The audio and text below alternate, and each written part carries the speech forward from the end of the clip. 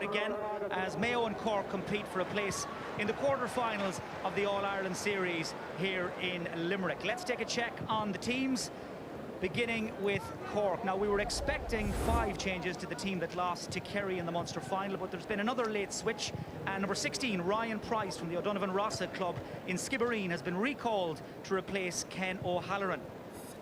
Fit again, Owen Cadigan has been recalled to start his first game for the county in 11 months. He slots in at full-back. The dynamic Sean Powder makes just his 5th championship appearance and seems primed for the man-marking job on Diarmuid O'Connor. Peadar Healy has decided to pair up Aidan Walsh and Ian Maguire for the 2nd game in a row at midfield. They also wore these jerseys against Mayo back in 2014. There are 2 new wing forwards drafted in after the Munster final. The speedy Colm O'Driscoll and John O'Rourke return to the first 15.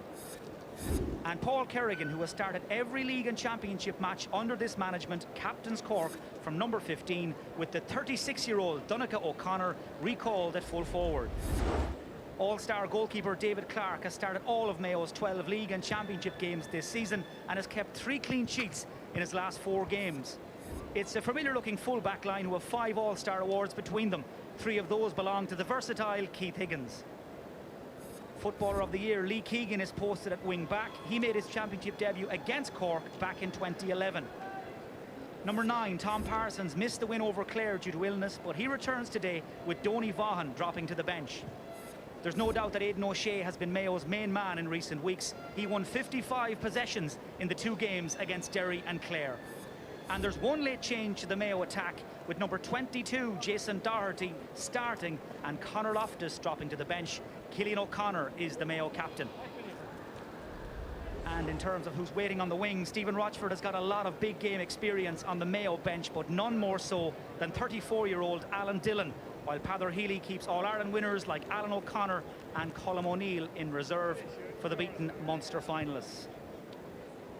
Well, it's a glorious evening here in Limerick. Our match referee is Kieran Brannigan from the Clonduff Club in County Down. His linesman, David Coldrick of Meath, and Martin McNally from Monaghan. Kieran Brannigan, who's already taken charge of Cork in the championship this summer. He was the man in the middle for their win over Tipperary in the provincial semi-final.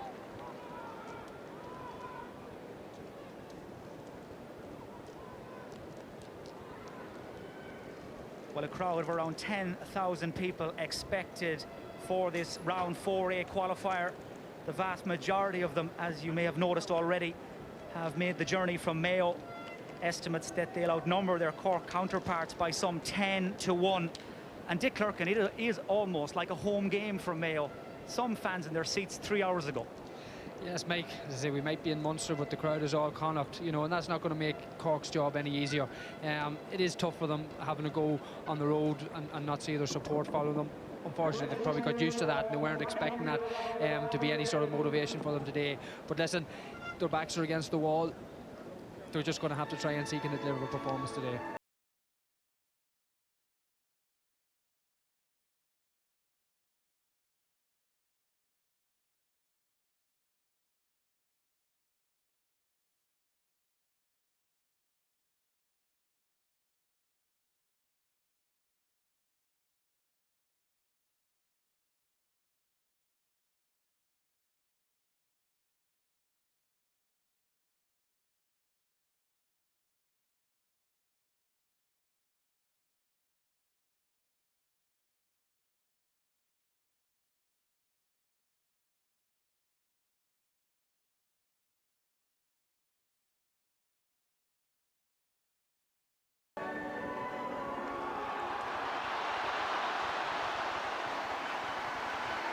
So it's time to find out if Mayo will justify their hot favourites tag and qualify for their 7th successive All-Ireland quarter-final, or can Cork silence their critics and produce their biggest and best performance of what has been so far a very disappointing summer.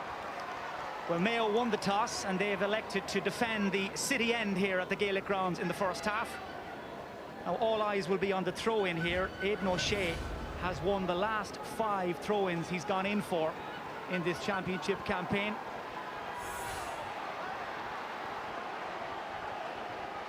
As the referee Kieran Brannigan checks that everything's in order. Remember, the prize on offer for the winners, a place in the All-Ireland quarter-final next Sunday back at Croke Park. As the four midfielders wait with bated breath. Already there have been switches aplenty in both defences. Keith Higgins has gone to centre back for Mayo. Lee Keegan and John O'Rourke tangling on the far side. The ball is in, the game is on. And O'Shea knocks it down to his brother Seamus. And it's Mayo on the front foot right from the very start. Here's Jason Doherty, late inclusion in the Mayo forward line. In case you've just joined us, Conor Loftus, the player who was dropped to the bench. As Cillian O'Connor gets out in front. Aidan O'Shea again.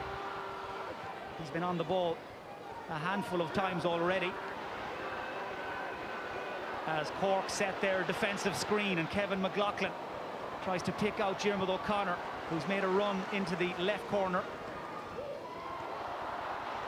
Mayo committing players into attack as Andy Moran, starting for his county for the 153rd time today, tries to take on James Loughrey. Good defensive work by the Cork corner back. Moran over carries, and that first attack comes to nothing. Yeah, good resolute defending from Cork. They didn't panic, you know, allowed Mayo to play on the fringes.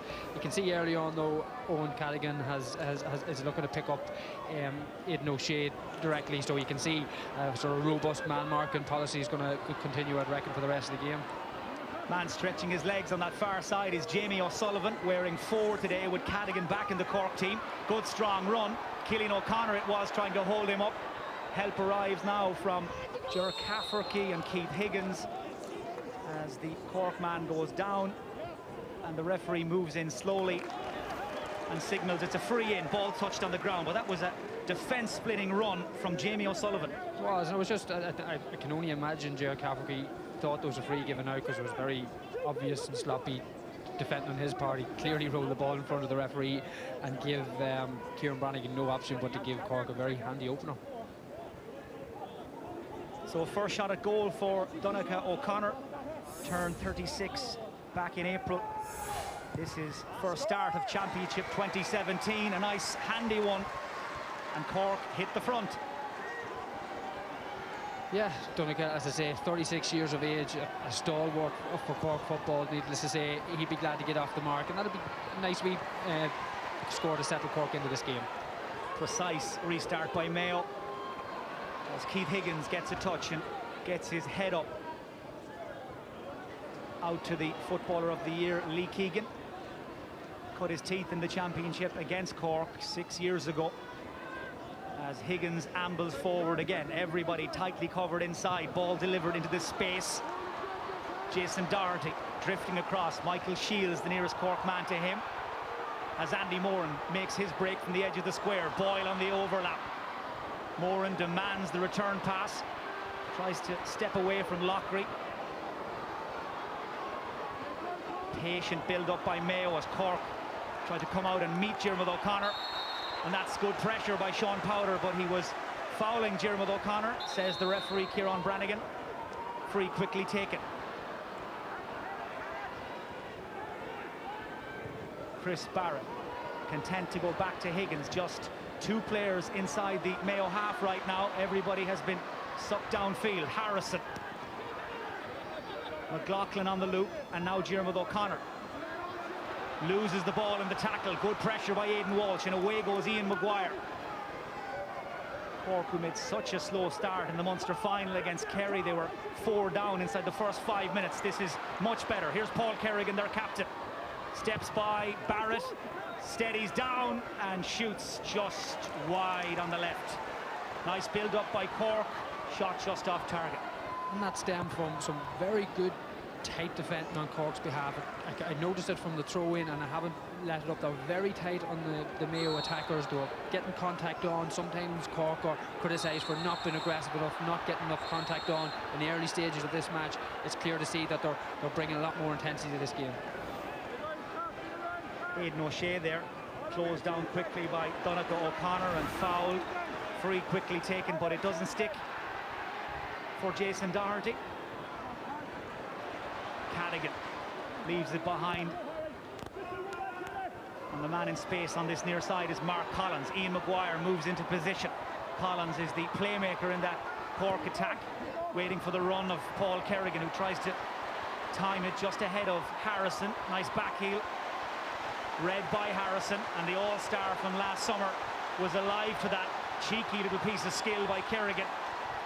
And the Mayo defence just click into gear, and Keegan gets it right down the centre towards Doherty again.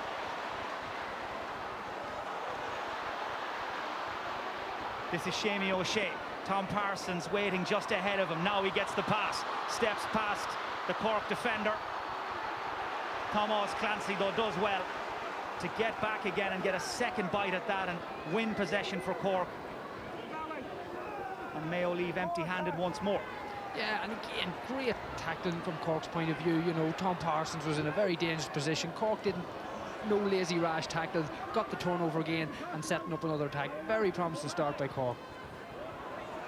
Barry O'Driscoll from Nemo Rangers, bottled up by Barrett and Cafferty, and they've given away the free.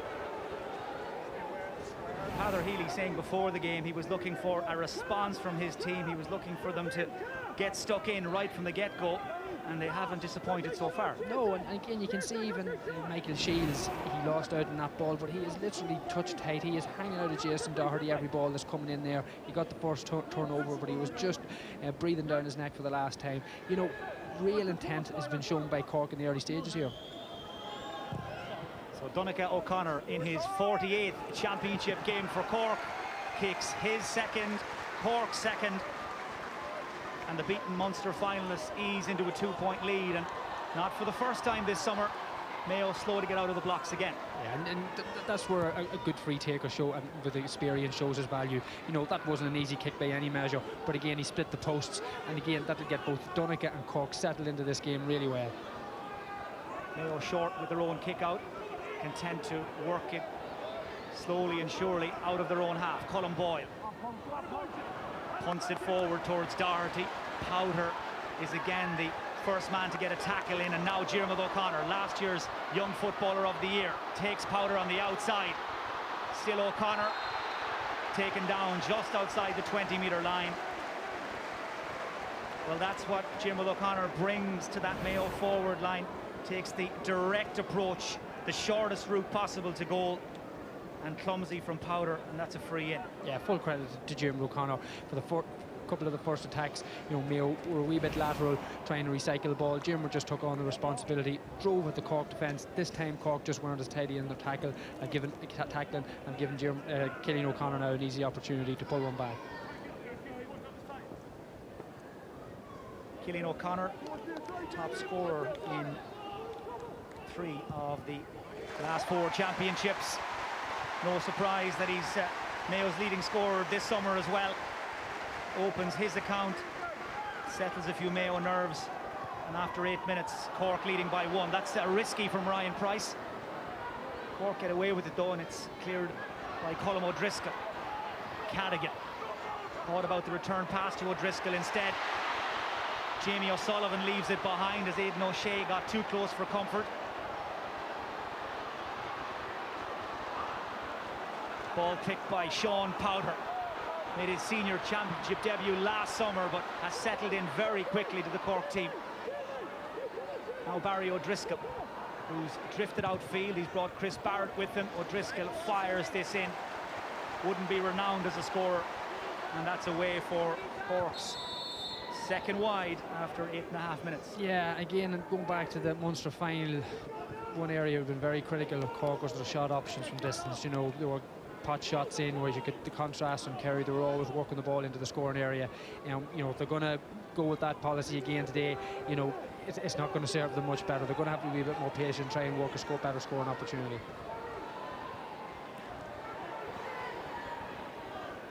Diarmuid O'Connor back to Chris Barrett, an ever-present in the Mayo defence so far in the championship. O'Connor again, now Aidan O'Shea, who, as Dick said, is being picked up by Cadigan. Now Seamie O'Shea, the brothers from Brafey combine. O'Shea met though by 2 or 3 Cork men, and again Mayo forced backwards and forced to go lateral. Yeah, Mayo don't have an option to let it inside early because their two men have been tied up quite tight, but Michael Shields is just dropping in front, covering that 30-40 yards in space. There's loads of space there, but in fairness, Michael's picking up a very effective sweeper position. Shields, the two-time All-Star, just guarding the D right now, as Mark Collins drills a ball into Donegal O'Connor just the way he likes it, turns onto his left. He's away from Cafferty, and Donegal O'Connor has made a flying start to this game. He's kicked all 3 of Cork's scores. That's the first from play. And Cork lead by 2 again. It's an excellent score from Donegal O'Connor, but it was an excellent ball in from Mark Collins. Mayo had all the bodies back, but it just shows you with a very well-positioned kick pass, it can cut any amount of men off, but you need a man to finish up front. Donegal O'Connor certainly is that man. Right now, Cork with 2 sweepers, Michael Shields and Sean Powder, guarding the area in front of Moran and O'Connor as Mayo work their way upfield. Doherty, O'Connor comes out to make himself available, hits that moving target inside that is Andy Moran. Does well to win it out in front of James Loughrey. Back to Parsons. Cork with 13 men back and challenging Mayo to break them down. Keegan shoots from 45 metres, and that's over the bar. Lee Keegan with just his 3rd point of the championship, doing what he does best. It's a 1-point game again. Yeah, the Mayo forwards weren't getting much change out of the Cork defence. Lee Keegan just stood up, showed a bit of leadership, and split the post with that excellent shot. But again, Cork have been very tight at the back, and Powderhill will be delighted at how they've started this game. Good kick out from Ryan Price. Finds his man. Cork secure possession.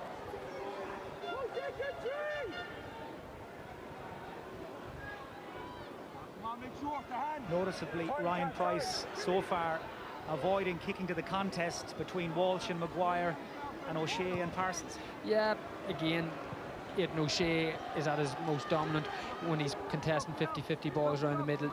Probably the Cork midfield haven't hit the form that Aidan O'Shea knows he can bring, so Ryan Price is probably trying to keep the ball away from that for the start. Glorious evening sunshine here in Limerick as O'Shea is a little untidy with that tackle on John O'Rourke.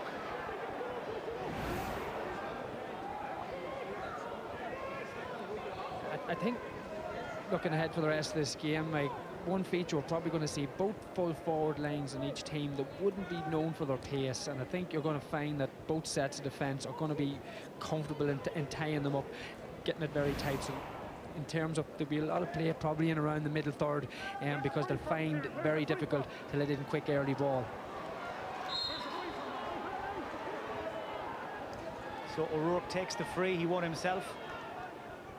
And the next man to carry it on is Jamie O'Sullivan as Mayo retreat back into their own half to get their defensive system organised. And it's O'Sullivan again who is tasked with trying to find a way through a very congested middle third. Aidan Walsh. Keith Higgins back, sweeping in front of the Mayo full back line as Walsh tries to stretch that Mayo cover, drills it over towards James Loughrey, who's trekked up from the back line. Andy Moran has gone with him. Nice spin from Loughrey, cuts inside, showing very nimble footwork. Now support comes outside from O'Connor, just sitting in the pocket, and O'Connor fires it up and over the bar. Well, there's no substitute for experience, and O'Connor, Cork's only scorer, with a point of the game so far. Yeah, he's really leading the line superbly for Cork up there. But again, very patient, well-developed play. Aidan Walsh sprayed the ball wide. James Loughrey got himself into a really good attacking position. The last time I seen James Loughrey up there was in Clones back in 2011 when he was playing for Antrim, and he stuck the ball in the net. He nearly slipped his man to do the same, but again, he got it out to the shooter. Donegal O'Connor finished really well.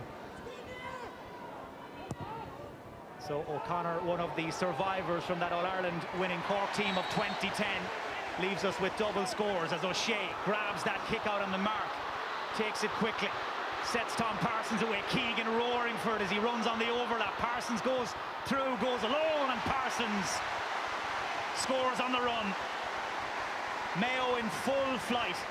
Parsons with his first of the evening. Yeah, simple football, well won by Aidan O'Shea.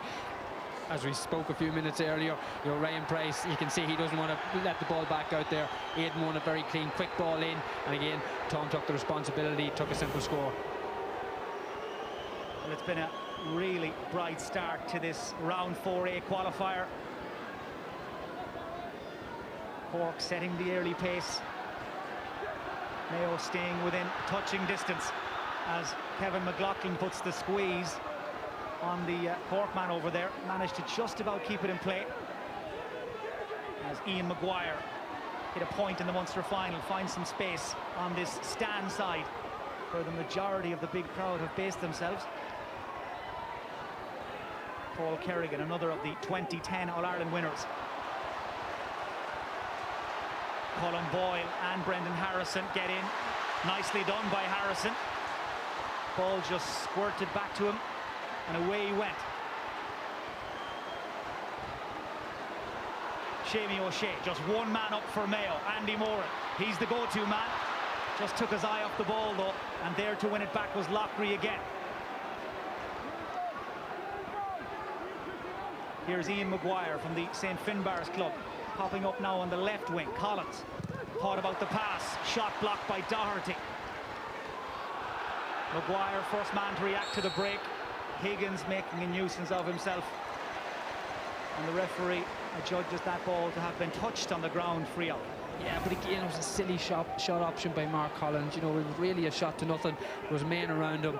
He should know to pull back. You know, Cork had done so well to turn that ball over, which from what was a very promising Mayo attack, and then just to give it back cheaply away.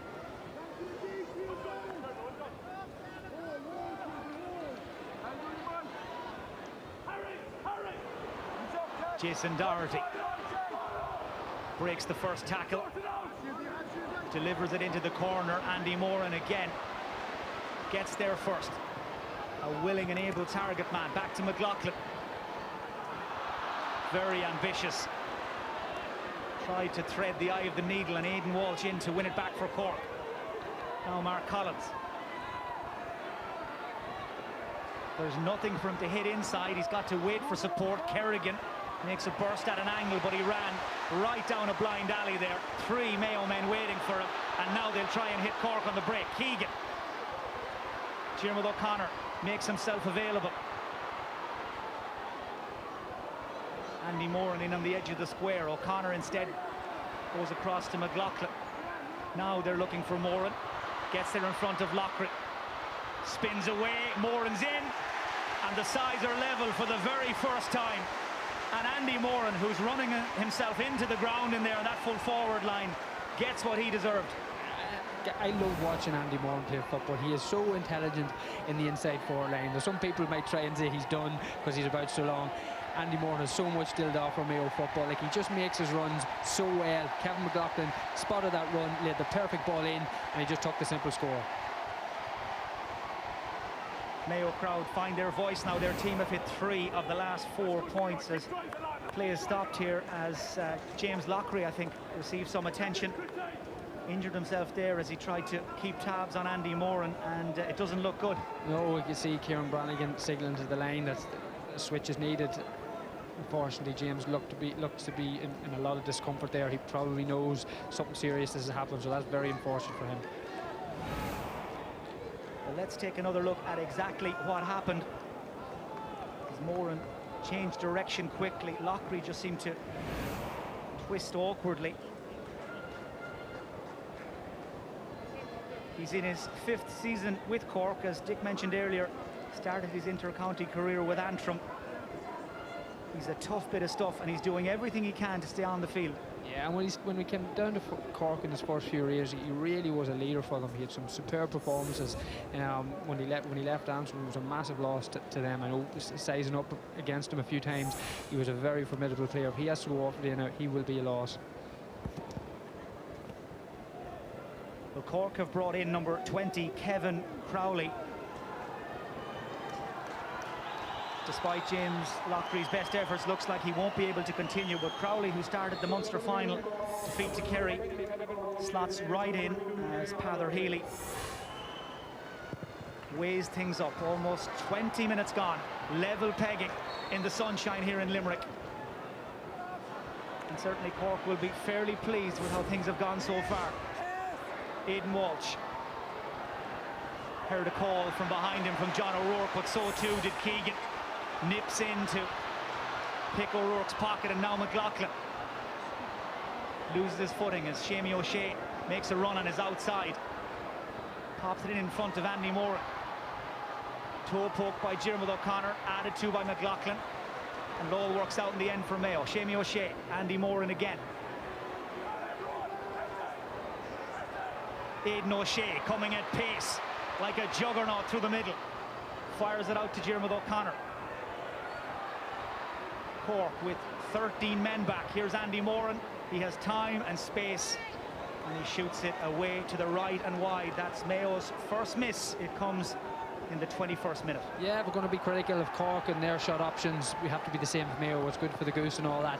You know, Mayo were in control of that situation. You know, Andy, I was praising him for his experience and taking right options there. He'd be disappointed with that because, you know, they're growing into the game. I think if they're a bit more patient, they could have definitely worked a better scoring opportunity. Ian Maguire met by Parsons.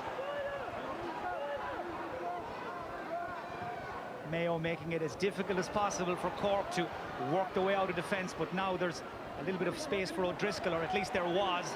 McLaughlin and Shamie O'Shea close him down. O'Shea now snapping at the heels of Aidan Walsh, back in the Cork football squad again this season. Man on the ball is Sean Powder. Plays his club football with Douglas. Moving into position.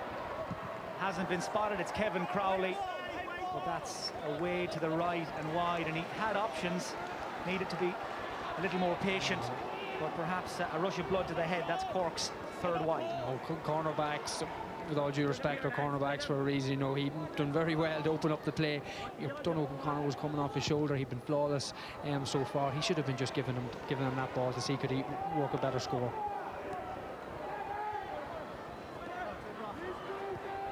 Mayo go short again with their restart, and Lee Keegan flicks it to Cafferty.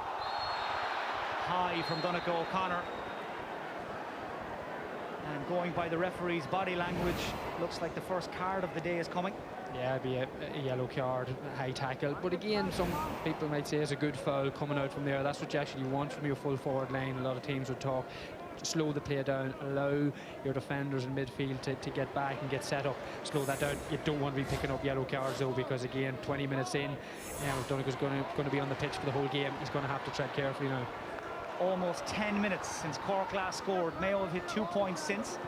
That's a beautiful ball from Boyle all the way across to Diarmuid O'Connor. Puts his head down, drives on, but in the end he just ran out of road there.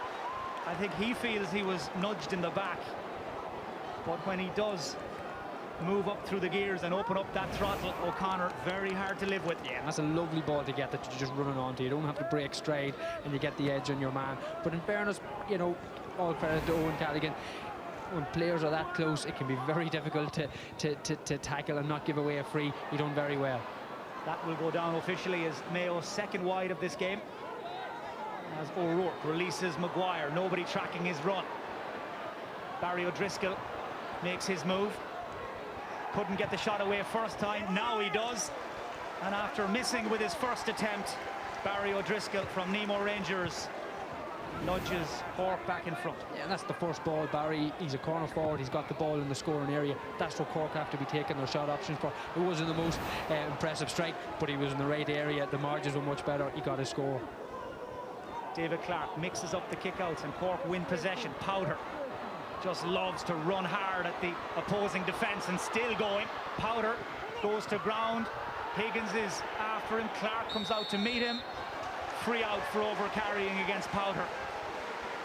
For a moment there, looked like it could have gone either way. Yeah, he very closely nearly got in.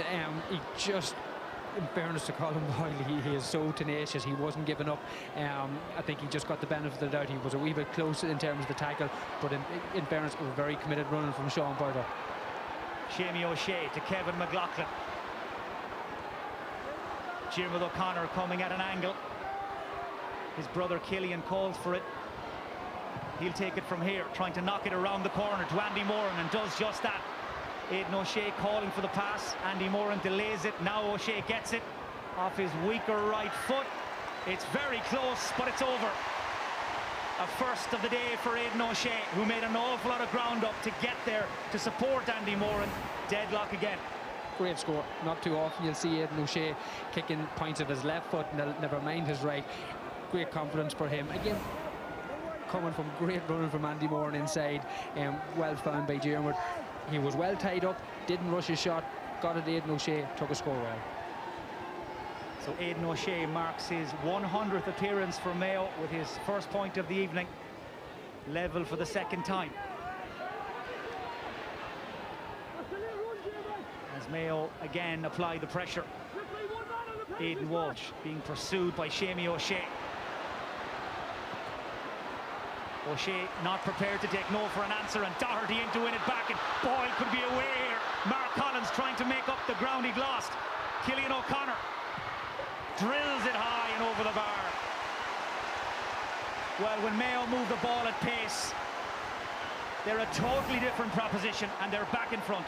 Yeah, Colin Boyle, no better man, just eat up the ground in front of him. Aidan Walsh might want to check his boots. That's about 3 or 4 times if he's gone to ground over in front of the open stand. When that happens, when your team is on the attack, you can be open like that. Could have been a goal, but again, Diarmuid will still be, he would be glad he got the point away. Certainly Mayo working hard to force the turnovers, trying to catch Cork out of position. And Cillian O'Connor with his first from play. As Mayo back in front. Jamie O'Sullivan. Donegal O'Connor is trying to lose Ger Cafferty inside. It's easier said than done, particularly with Higgins sitting right in front of him as well, and that's been overcooked. And it trails away for Cork's 4th wide. Yeah, the idea was good. Donegal's making good hard honest runs inside. As you say, Mike, the pass was overcooked. I just get the sense that Mayo are growing into this game a bit more. Cork are possibly starting to tire a wee bit. Their attacks are a wee bit indecisive.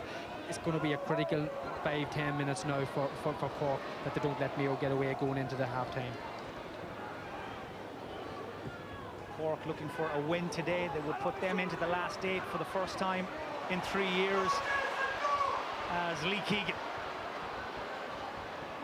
bides his time, gives it to Andy Moran. Moran really looks to be enjoying himself out there, holds off Crowley. Now gives it to Aidan O'Shea, using his power back to Andy Moran. Cork chasing shadows as Andy Moran fires that high and over the bar.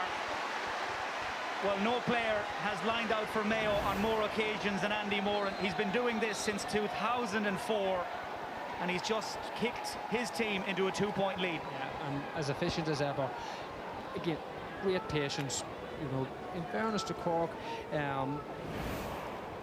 young, what's his name, Kevin Crowley, since he's come on, he has been very tight to Andy Moran, but Andy's just using all of his experience to work that score. Brought Aidan O'Shea, who took 2 or 3 men with him. Andy just popped out into the scoring area, chipped it over the bar. Again, Cork need the next score. I just feel that if they let Mayo get 3 or 4 points ahead of them, it could have a big impact to the rest of this game to go. Worryingly for Cork, Mayo have hit 5 of the last 6 points. And they've also reeled off 5 points in total from play. Their forward line is starting to click into gear. Ryan Price, every option more or less closed off, so he goes long. Aidan Walsh, ball broken down by Parsons, but the break read by Collins. Here's Powder again, the line breaker in that Cork half-back line. Gives and goes again. He's got Paul Kerrigan calling for it. Kerrigan has it, and that's really well done by Cork and Kerrigan. The captain pops up in the right place at the right time just to get that scoreboard moving again. Yeah, good score by Paul, but all credit has to go to Sean Powder on that one. He's one of the few players who are really making an impact, breaking that line, developing scores. He done really well to work it. There was no rash shots, got it to the shooter in the area. Paul Kerrigan done what he's there to do, put it over the bar. That score brings to an end a barren spell for Cork of some 5 minutes. But you'd imagine with almost a half an hour gone, Dick Clerkin, Pather Healy and his team would be quite happy with where they're at. He would. They've been relatively disciplined. They are showing a lot of intent going forward, have been a bit indecisive, but needless to say, they're still going, they're still driving at Mayo. I'd like to see more of this man, Aidan Walsh. There's bags of football in him. If we can get more out of him, it could be an even better day for Cork. O'Connor getting there just in front of Cafferty, and the fullback has given away the free. He'll turn 30 next month, Gerard Cafferty, but very much in the infancy of his career in comparison to O'Connor, who is really working the line very, very honestly and tirelessly. He's one man up more often than not, Donegal O'Connor. Now he's trying to get his breath back to kick this free. Yeah, very much mirroring Andy Moore on the other side. Two of them, the oldest and most experienced players on the pitch. You know, they're really the point of both teams' attacks at this stage, doing all the hard, honest running. But in fairness to both teams, they are trying to pick them out with long, rangy balls, and it is having a big impact on how both teams are playing the game. Well, he hit 6 points in the Munster final against Kerry after coming off the bench. That's his 6th of this qualifier. Donegal O'Connor certainly paying his way, and the sides level for the 3rd time. Cork with just a couple of frees more than Mayo conceded so far.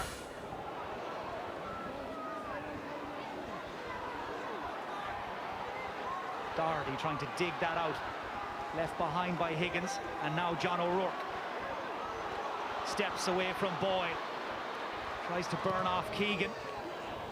I think he sensed Keegan was gaining. O'Rourke goes for the score, and Clark at full stretch manages to push it up and away, and that save cheered to the rafters by the big Mayo crowd. I was shouting to John O'Rourke not to take that shot, because I could just see him wanting to line up. He'd done all the hard work, but he was too far out, running away from goals. It wasn't the shot to take. Again, they've done really well to turn that ball over. They should have just a wee bit more patient, let Mayo come into the play. O'Shea out in the half-forward line right now, just operating as an anchor man.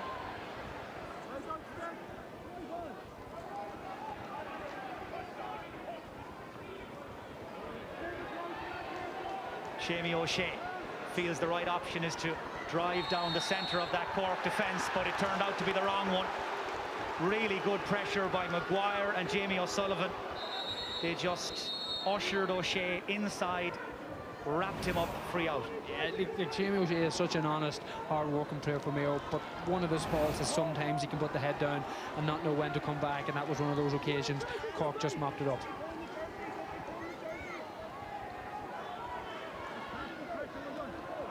Mark Collins, the Cork centre forward, back to Kerrigan. Everybody bar Donegal O'Connor has dropped back field. Tomas Clancy from Fermoy, back to Michael Shields. Stretches his legs, heads out from his defensive station and lands this in towards O'Connor again. So good in the air. Anticipated the ball, gets there in front of Cafferty. He can kick comfortably off either foot. That's dropping just wide. Well, the umpire's given it. I'll have to say it looked wide from here. And Dick, we've got a very good view of it. That was a wide ball. I'm just watching down here. It's a Monaghan man. Mark McNally's on the line. He's calling Kieran in. I think he knows that was a wide ball. Well, the linesman is coming in to talk to the referee, and as Dick said, Martin McNally, who refereed last Sunday's Ulster minor final up in Clones, he has spoken to Kieran Brannigan. And I think we're about to see the flags being crossed. Indeed we are. That score disallowed. So it remains level pegging. In fairness, credit where credit is due. Tip of the hat to my own man Martin for calling the referee in. It was very brave in his. It was the right call. Mark taken by Parsons.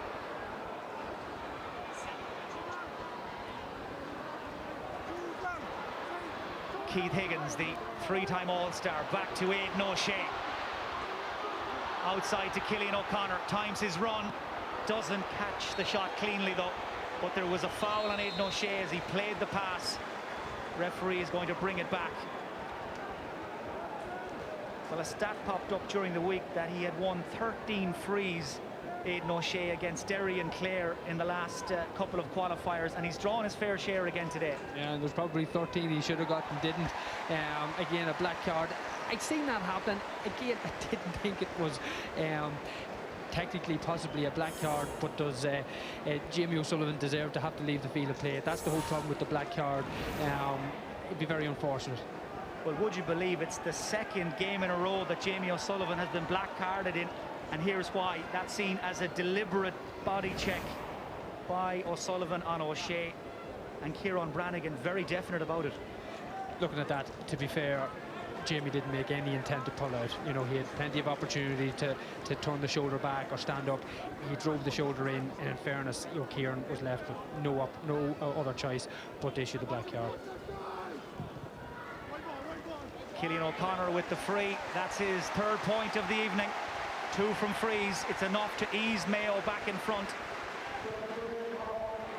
Cork have brought in Stephen Cronin from Nemo Rangers to replace Jamie O'Sullivan.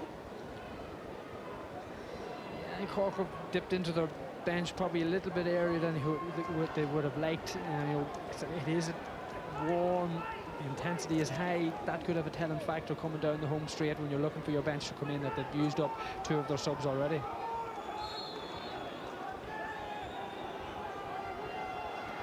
Certainly O'Sullivan's departure will rob that Cork defence of a lot of experience and running power. We're going to have at least 2 minutes of additional time at the end of this first half as Mayo try to turn the screw now heading into the break. Diarmuid O'Connor. Plenty of men calling for it. He goes long to the back post looking for Doherty. Gets there ahead of Powder, and Doherty takes his score. But Diarmuid O'Connor has really upped the ante today, showing us just why he was Young Footballer of the Year last summer, and Doherty using all his experience to poach his first. Yeah, and for all the talk of hand pass and going lateral and recycling, you know, sometimes just letting the ball in 50-50, there's an awful lot to be said of it. Diarmuid O'Connor looked up, seen Jason Doherty. It was a 50-50 ball all the way, but the ball broke kindly when he got it. It was an open shot, easy score.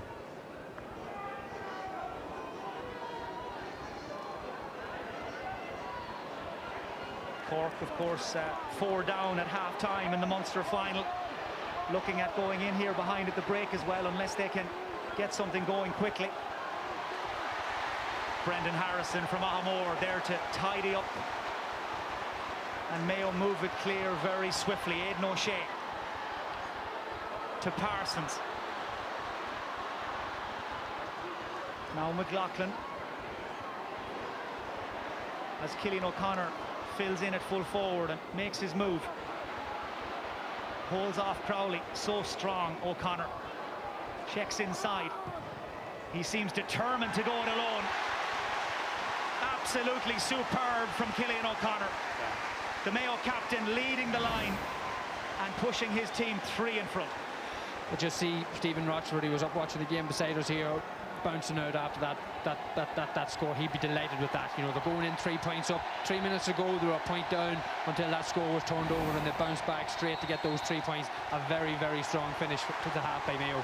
Well, after being behind at half-time in their last 3 games against Galway, Derry and Clare, this time Mayo go to the break with the lead, with the advantage. And at the break here at the Gaelic grounds in Limerick in this round 4A qualifier, Mayo lead Cork by 10 points to 7. We'll be back with analysis of that first half when we return. Thanks, Rachel. Welcome back. Second half almost ready to get underway. Mayo, who haven't lost a qualifier since they were turned over by Longford at Pearse Park back in 2010, leading by 3 points as we prepare for the start of the second half. No changes as far as we can tell on either side. It will be Mayo in this second half to play from left to right. They're defending the Clare end of the ground here in Limerick. Crowd estimated to be somewhere in the region of maybe 13 or 14,000 people. And so far, Dick Clerkin, you'd have to say they're getting their value for money. Yeah, very enjoyable game. As I say, yes, Mayo pulled away in the last few minutes, but that was a very nip and tuck half. Again, first 10 minutes of this half will tell an awful lot. You know, whether Cork really want to try and get a performance of 70 minutes and get a result out of this. If Mayo pull away, you could see the Cork challenge fade.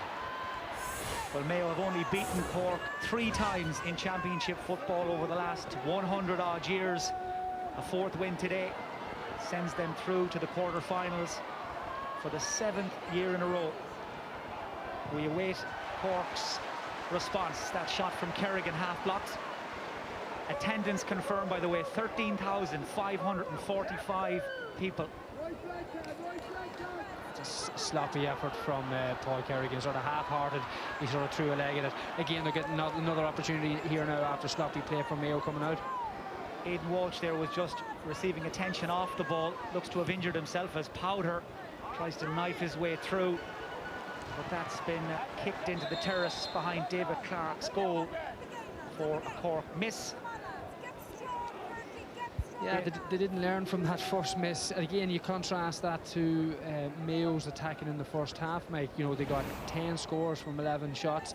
The one shot that Mayo missed was that sort of pot shot from Andy Moore and out on the 45. Other than that, they were taking the right options in the right area. Cork need to do the same if they want to keep intact in touch in this game. We just saw there how Aidan Walsh picked up that injury. He's a 2-time football all-star. Was part of that Cork team back in 2010 that won the All-Ireland. Moving very gingerly. He's only had, 12 possessions in the game so far. Cork will feel there's a lot more to come from him, but he looks to be in trouble. Yeah, I'm looking at him there, he doesn't look comfortable at all. And, you know, you have to be honest, you know, when you go back to the 2010 All-Ireland final when he just sort of ruled the skies, and for that year and the couple of years after, you know, he was almost untouchable around the middle. You just have to feel that from that time he went to play with Holland. He just hasn't found his way, and Cork have suffered because he is such an influential player on his day. Well, that now means Cork have lost James Lockery and Aidan Walsh to injury, Jamie O'Sullivan to a black card, and it's Rory Dean, who actually started the Munster final against Kerry, who sprung off the bench. But pretty much anything that could go wrong for Peadar Healy has gone wrong. That's 3 men down through no fault of their own so far. Well, with the honourable exception of the black card. It is, yeah, and as I said, you know, it was going to be tough enough with 2, now down to 4, and it is a tough day. The sun's coming out again. You know, Mayo, one thing Mayo don't do, they don't drop in intensity, and that could really have a big bearing on how this game finishes. Aidan O'Shea with his 17th possession sets Mayo on the front foot. Andy Moran, ball drawn to him like a magnet, and Andy Moran really is rolling back the years in there on that Mayo full forward line. That's his 3rd point, all from play. And again, that score was as good a textbook score that you're likely to see. You know, it was a very simple play. And Aidan O'Shea, as we talked about at half-time, he's playing really smart this game. He's been really efficient on the ball. He's working really hard. He laid that ball off to Tom Parsons. Quick ball in, and he done the rest. Very good score from Mayo. Mayo's lead now has been pushed out to 4. Cork, 10 minutes since they last scored. Mark Collins trying to get that attack moving. This is Barry O'Driscoll. Goes past Aidan O'Shea. Still driving on. Paul Kerrigan trying to keep it alive, but Cork's attack running out of steam there very quickly, despite the best efforts of Barry O'Driscoll. They just seem to be shepherded down that corridor, and Paul Kerrigan unable to make anything of it. He was. Special mention to Aidan O'Shea for that. I could hear the Mayo statisticians beside us here shouting, don't foul, don't foul. He'd worked hard, walked back, got a hand in, disrupted the Cork attack, who ended up spilling the ball. But again, that's the unselfish play that we're seeing from Aidan O'Shea today. Keith Higgins, Diarmuid O'Connor, and now Cillian O'Connor. Thought about the pass, takes on the shot. His eye is most certainly in this evening. It's his first time back at the Gaelic ground since that famous, or should it be infamous, All-Ireland semi-final replay of 2014. O'Connor picking his passes, taking his scores, and Mayo lead now by more than they have at any stage in the game. Their advantage is out to 5. Yeah, I said just at the throw in here, you know, how the second half starts could have a big bearing on the game. Cork's head will drop if they don't get a score soon. Here's Owen Cadigan. Decides to make his break from the defence. Nobody there, though, to take the pass, and Aidan O'Shea back to bolster the Mayo backline. Doherty. Again, he's there on that half-forward line just to give them an outlet, give them an option. McLaughlin. Cork very slow getting back into position now.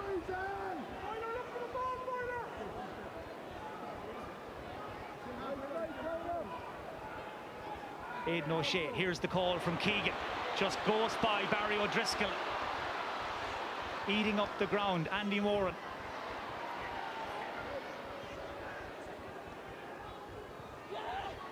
It's all very patient and measured from Mayo. Cillian O'Connor.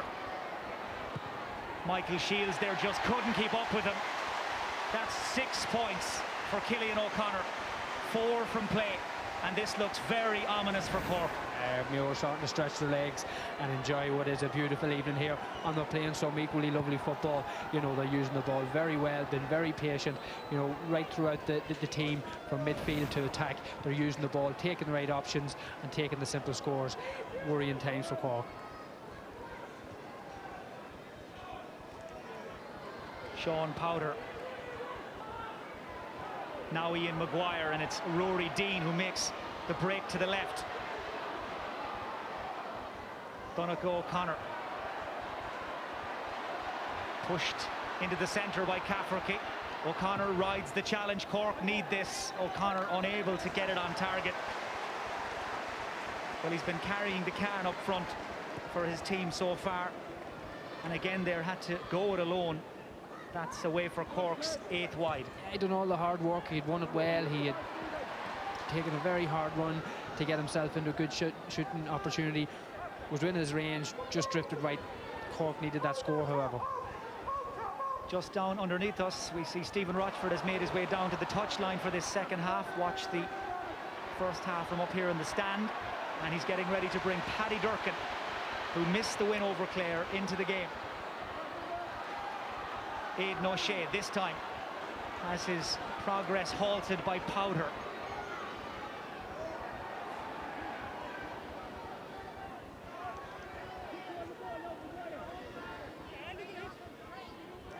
Ian Maguire waiting for somebody to make a move. Keith Higgins sweeping in front of Donegal O'Connor. That avenue of attack has been blocked. Cork instead try their luck down the middle. Powder tosses it forward. This is Stephen Cronin, very highly rated when he played under 21, but that's a rash, rushed shot. Cork's second wide in a row. Yeah, again, defender going up, taking a rash shot. He didn't look overly composed, but again, I was looking at the Cork attack as that play developed. The only man making any runs of intent was again that man, Donegal O'Connor. The rest of them were very laboured, not given very many options. You know, they're going to have to look for the ball, or else Mayo are just going to eat them up with every attack. So there's that change. Chris Barrett is the player who makes way. And it's Paddy Durkin who was sent off in Mayo's extra time win over Derry, who joins the game. Yeah, and no bad substitute to bring in, you know, and he will relish the open spaces that are now starting to develop in the Gaelic grounds here. And don't be surprised if you see him busting on forward to try and get a few scores. So Cork, who were 3 down at the break, have now fallen 6 behind. And they need somebody or something to spark a revival sooner rather than later, as Clark is fouled as he tried to burst out with that ball. There's a real buzz around the ground as Paddy Durkin gets his first touch and drives upfield. Now Parsons manages to knock it in towards O'Connor, cut out by Rory Dean, and taken clear by the wing-back Tomas Clancy. Michael Shields trying to keep pace with him. Here is Shields. Cork again having to work it patiently from here on in as All the inside line covered. Shields drops it in, looking for somebody, anybody in around the goal, but easy for Clark. He's conceded just one goal in the championship so far, and he hasn't had a save to make this evening. I have to say, you know, for a man that has so much of experience, so many medals in the bag, there was an almost defeatist kick to that of Michael Shields. He just sort of swung the boot in. I don't know if it was a shot for a point or a 50-50 ball in, but there was a real defeatist attitude about that kick. Cork now starting to feel the pinch in this third quarter. Cillian O'Connor drifting all around that Mayo forward line. Back to Durkin. Rides the challenge, and that's what you call an impact substitution. He looks fired up and pumped up, and he takes only a couple of minutes to drive forward, and it's double scores here in Limerick. Yeah, we just said a few minutes ago, first opportunity Paddy be getting, he'd be driving forward, and he done very well. Again, broke the attack quite easily, but again had the composure, taking the shot in the right options. You know, I'm getting tired seeing it, but again, Cork obviously aren't. Mayo are doing it. We've now 7 points. It could be a long second half if Cork don't get a few scores. We've just seen Colm O'Neill come in, a man, of course, who has come back from 3 torn cruciate ligaments. Michael Shields is the player who's gone in the other direction. But Colm O'Neill, who has been hampered by injury again this summer, he's in to join the Cork forward line to try and get it moving again. No score for Cork since the 30th minute.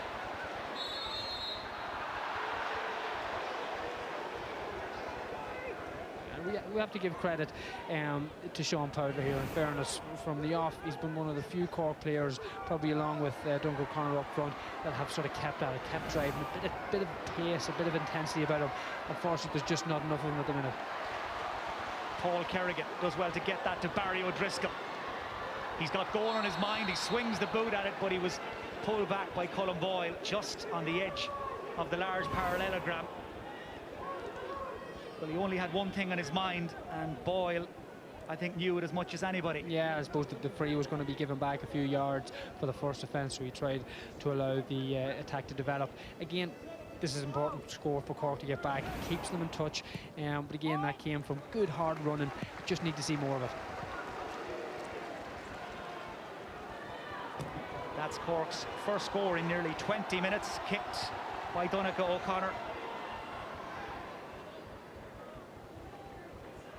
And it means the gap now stands at 6 points.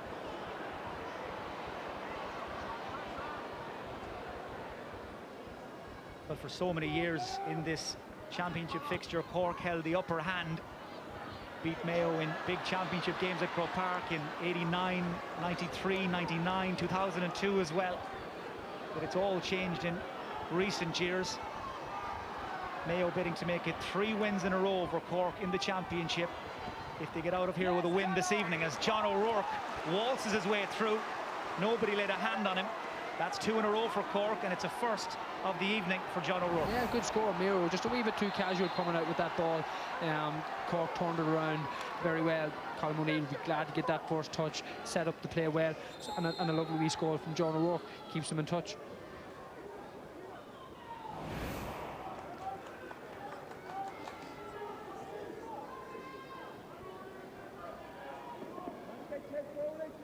Well, there's a stoppage here. That's the Mayo selector, Tony McEntee, making his way across the field. I'm not quite sure if the referee wanted him to head back to the Mayo dugout or not, but there was a stoppage, certainly, as Stephen Cohen comes into the game for Mayo. Man who captained the Mayo under-21 team to an All-Ireland final win over Cork last spring. And it's Seamie O'Shea, 16 possessions for him. He's the player who makes way. Yeah, he probably struggled to make any big impact on the game the way it was going. Seamus, Stephen Cohen, he's coming out. He didn't win the corner forward, but the way the game is played, he can fit in anywhere, I'd say. Cork now starting to string a purple patch together, and it's O'Rourke again. And from almost an identical position, he's knocked over his 2nd point in a row. The wing forward from Carbery Rangers reduces the margin ever so slightly. Yeah, we'll start asking questions of Cork.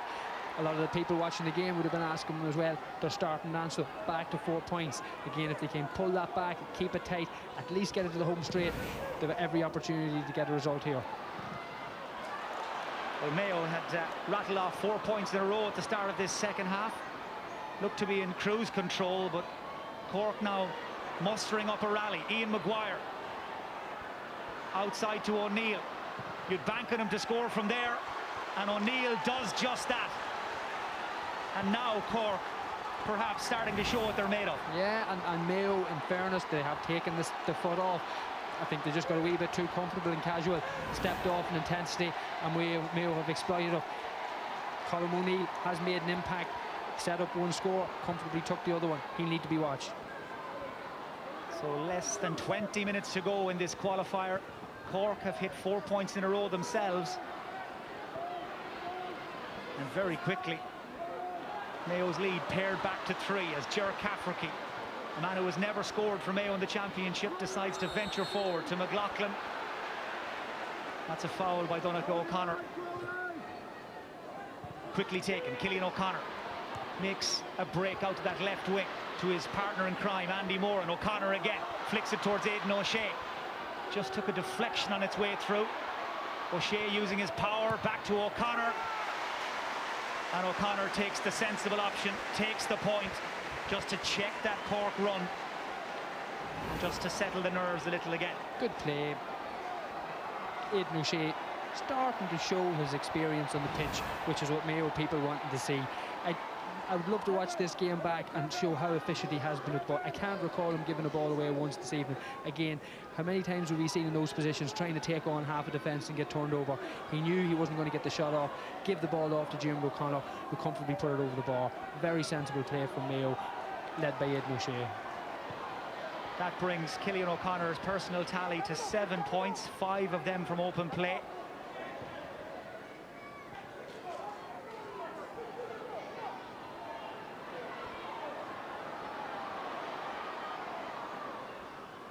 Sean Powder, no way past Jason Doherty, who just wouldn't give up on that. Did really well to force the turnover. Disciplined tackling. Now Aidan O'Shea could be in here. O'Connor's picked him out. O'Shea's one-on-one, and O'Shea takes his point. Well, nobody has handled the ball more than Aidan O'Shea in this game. 22 possessions and counting. It's his second point. But that was all about the honest endeavour of Jason Doherty to get it going. Yeah, and Cillian O'Connor could see Aidan O'Shea was left isolated. If he had got the kick a wee bit more sweeter, Aidan O'Shea would have been through goals. I think Aidan, in fairness, he knew Owen Callaghan was on his shoulder, was probably going to be too tough a man to get through. Took his point. Stephen Rockford in your picture there with his selector Peter Burke. They've just made a change. Donny Vaughan, a man with strong roots in Canturk in County Cork, he's in for this last quarter. Man who's been replaced, Colm Boyle. So a like-for-like substitution as Diarmuid O'Connor gets the ball in his hands and gets to run at goal again. Aidan O'Shea just doing as he pleases. Really should have scored from there. Umpires confer and flag it wide. Well, everyone's allowed one mistake, Mike. In fairness, I think he was trying to take the right option, as he has been all evening. There was an opportunity to slip inside to the on-running Diarmuid O'Connor. He might have got bottled up, but again, he just probably found himself on his less comfortable right-hand side. That one drifted wide. Cork change. Luke Connolly is in. Don't forget the second of our live qualifiers coming up at 7 o'clock this evening. Galway against Donegal, live from Markovich Park in Sligo. Back here in Limerick, Mayo trying to work their way through again, and Andy Moran, who hasn't put a foot wrong all evening, takes his 4th point of this qualifier. And after that Cork revival, Mayo reassert their authority again.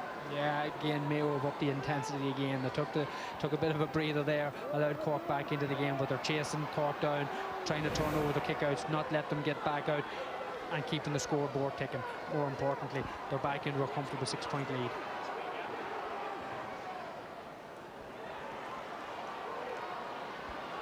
So 15 minutes of normal time left. Mayo lead by 6 as Powder tries to go through.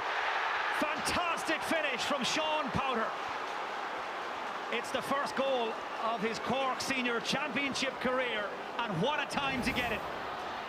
Yeah, and it's the loudest cheer from the few hundred Cork fans that we've heard all day. And what a score, what a score to get a cheer out of the Cork faithful that have travelled here today. And again, he has been without doubt Cork's best player today, driving from the defence, trying to make something happen at every opportunity, took the responsibility on a super goal, brings Cork right back into this game. Well, Cork have been struggling for goals all season, just 2 in their first 3 games. But Sean Powder, who has been driving relentlessly at the Mayo backline all evening long, leaves us with a 3-point game. The all-star goalkeeper David Clarke had no chance, and here they come again. Kerrigan to O'Rourke, he's in! Oh, he's blazed it wide. A glorious chance for John O'Rourke to level the match and really make a game of it, and he's missed it. He did, and what an opportunity. Paul Kerrigan snipped a goal, seen the inside run, laid it off. The ironic thing about that is I watched Cork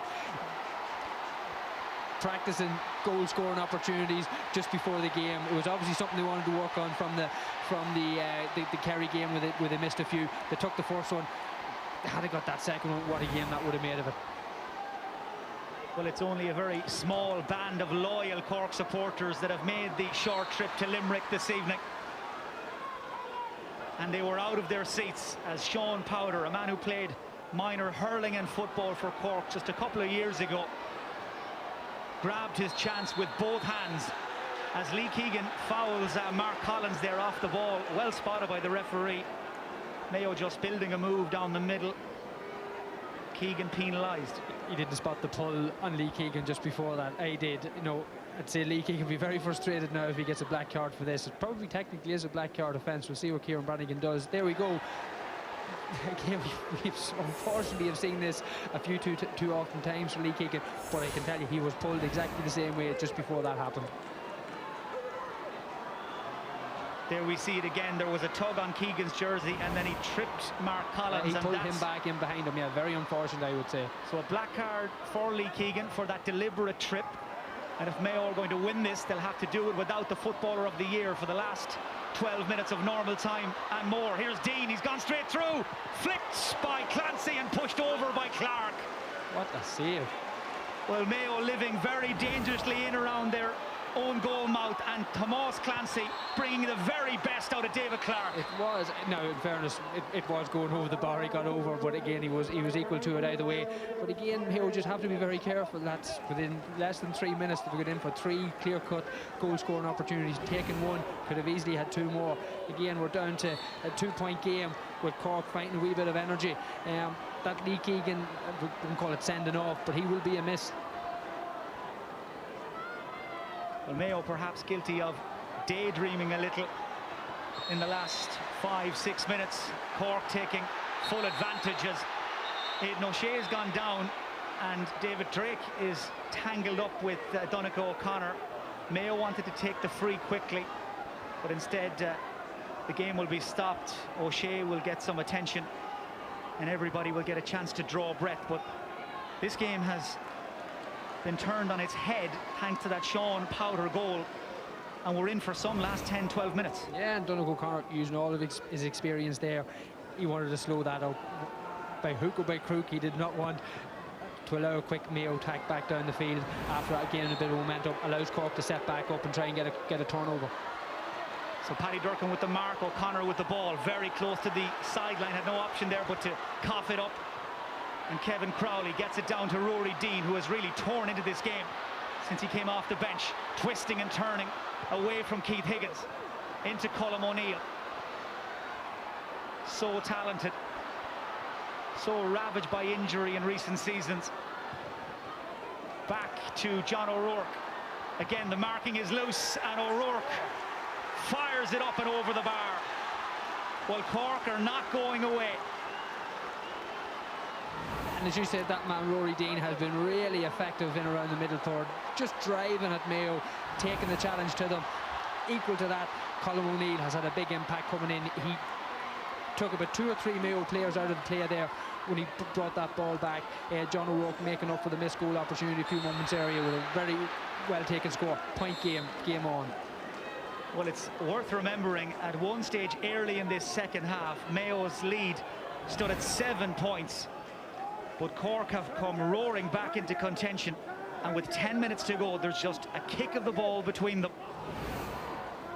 And it's worth reminding ourselves, if this game was to finish level, we would have extra time. And in terms of the bench, I'm just looking through, we talked earlier in the half, you know, Cork having emptied their bench probably sooner than they wanted. You know, most of Mayo's key men that they would like to come off the bench and make an impact are in, you know, Paddy Durkin, Stephen Cohen. You know, down to the last 10 minutes, you know, fitness shouldn't be an issue.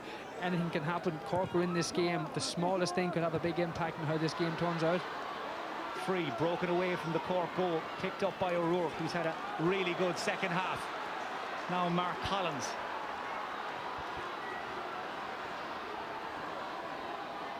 Mayo retreating back into their own half as the goal scorer, Sean Powder, shows a clean pair of heels to Diarmuid O'Connor.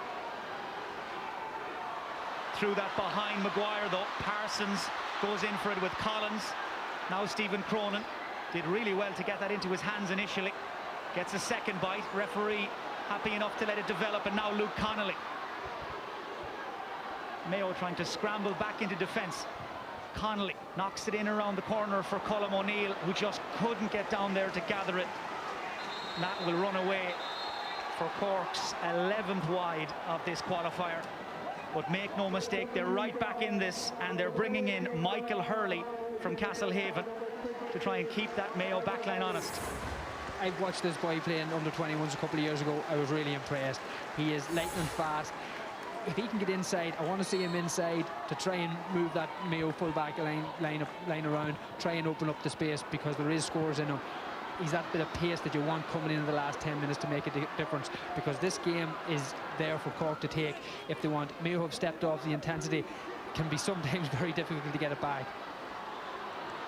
So Michael Hurley on for the third game in a row as Kevin McLaughlin, many people's man of the match in Mayo's win over Clare, drives forward. Now Parsons. Andy Moore makes a decoy run. O'Connor gets it. O'Connor turns. And once more, the Mayo captain delivers when the need is greatest. He's having one of those evenings. He's having one of those games.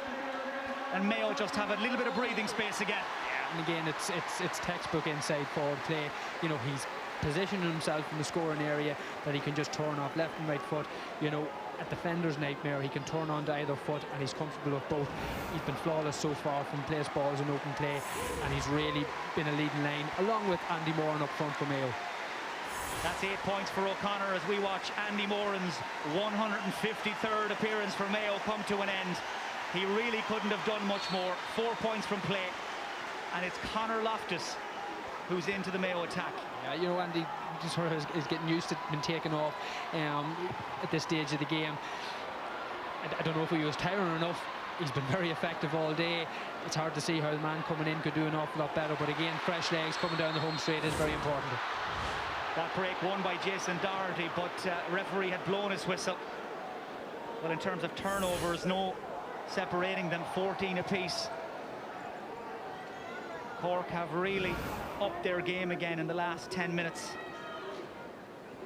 But Doherty, a late inclusion in this Mayo team, showing there again just why he was picked ahead of Conor Loftus, winning that hard ball, winning the dirty ball, and setting Mayo on the attack. O'Connor hugging this near touchline. He's going to have to hold it up as the Mayo support make their way across slowly and surely. Here's Cillian O'Connor. Pops it in front of Doherty. And that's a free against Owen Callaghan, who was trying to win that ball by fair means rather than foul, but referee felt he was overstepping the mark there. That's just really poor tackling. Owen Callaghan with far more experience than that. You cannot tackle like that. You can't try to wrestle the ball out from your other man. You know, it was a simple scoring opportunity for someone like Cillian O'Connor. Cork had plenty of bodies down, just had to sort of quell his sort of emotion and desire and be disciplined in the attack. You know, point game coming down to the last 5 minutes. That's really disappointing from a Cork point of view. Jason Doherty receiving attention as the Mayo crowd, around 10,000 of them here in Limerick, find their voice again. Attendance of just over 13,500 people. And remember, the winners go to Croke Park next Sunday for an All-Ireland quarter-final. Will it be Stephen Rochford or Peadar Healy, who will be preparing their team for another championship game next weekend with less than 5 minutes to go? It's advantage Mayo, but only just. Only just, and you said 13,000 people here. They've been treated to a really good game by two teams going full at it, played under great terms and great football from both sides. So whatever team progresses make to the next day will have had a great test under the belt. You know, it still could go either way, but again, this will push, hopefully, from Mayo's point of view, push them 3 points ahead coming down the home stretch. It could prove decisive. Ground falls silent as Cillian O'Connor knocks over his 9th point of this qualifier. 3 of them from frees. His sole all-star came back in 2014, but he's really found his best form this evening. You know, sometimes Cillian can be criticised for relying too much on place balls for the bulk of the score. Today it can't be that case. You know, he's been very efficient in terms of setting up scores, but has been ruthlessly efficient with his own opportunities.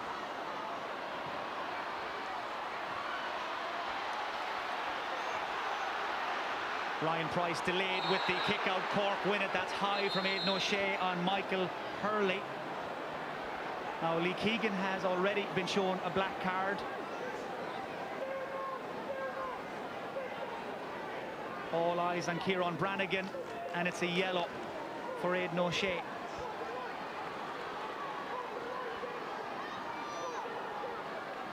Mayo supporters breathing a massive sigh of relief down here underneath us in the stand there. They will need O'Shea on the field, they'd feel, to try and see this home, to make it safe.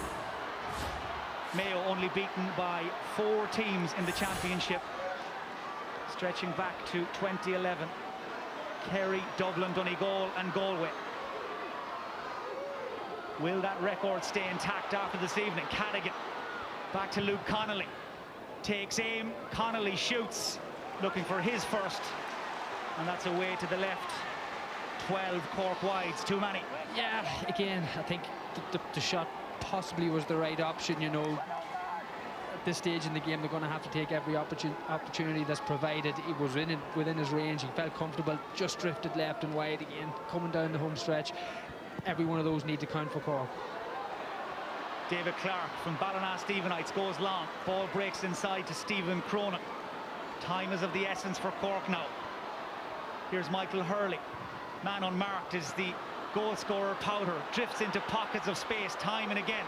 Gives it to Hurley. Hurley taken down by Keith Higgins. Again, it was just on the edge of the square. Well, had he broken that tackle, Hurley looked to be in. Yeah, I spoke about him when he came in. Has that pace, has that wee jink turn of pace, which maybe some of the other Cork players doesn't have in there.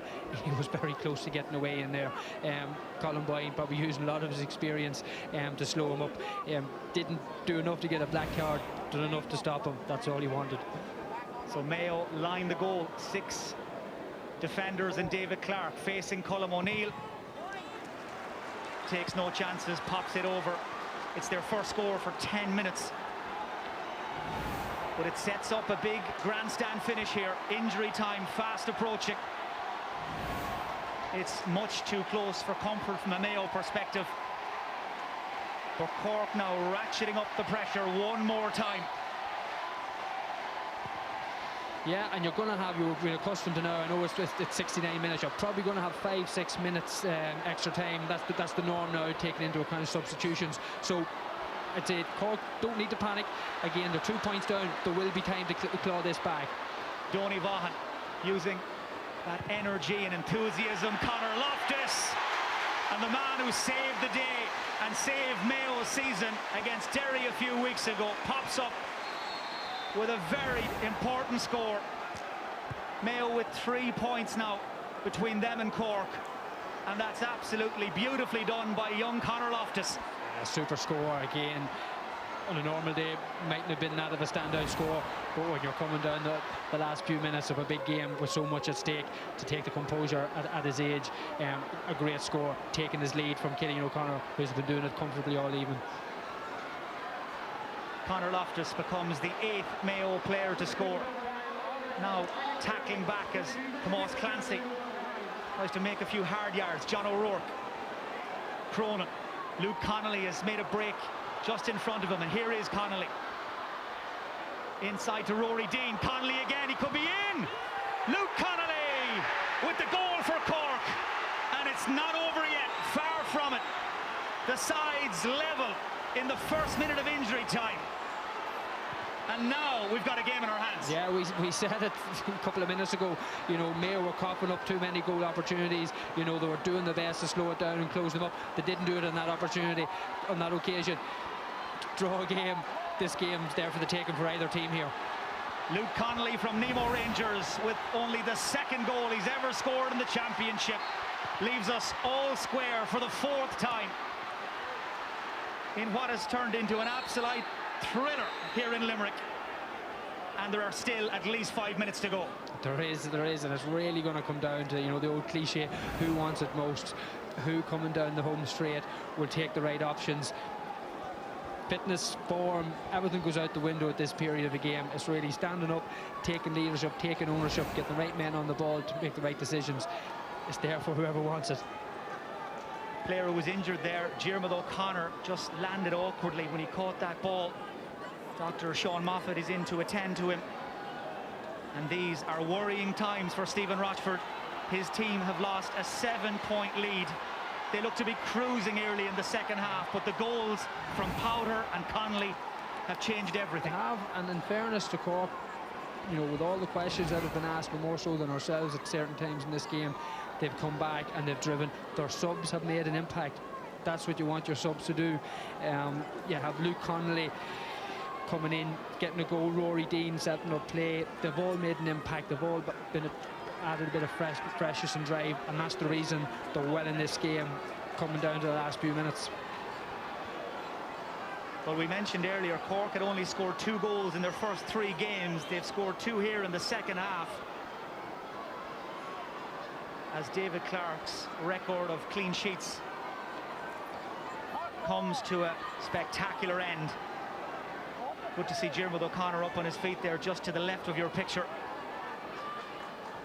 None the worse from that awkward fall.